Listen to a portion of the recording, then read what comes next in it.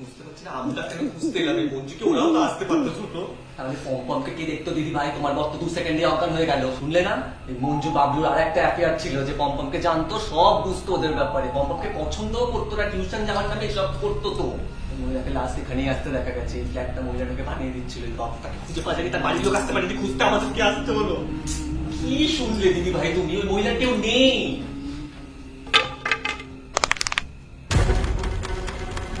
Max, আপনি আমাদের সাথে লুকোচুরি খেলছে কেন? খেলছে খেলে আমাদেরকে ধাপ্পা না দিলেই হলো।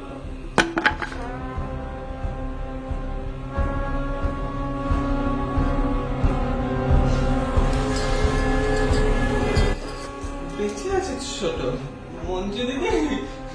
দিদি ভাই দেখো দেখো, আমি কিন্তু যাবো তোর ফেভারিট শাশুড়ির ফেভারিট এক্সেস সেকেন্ড হ্যান্ড বউ, তুই যা।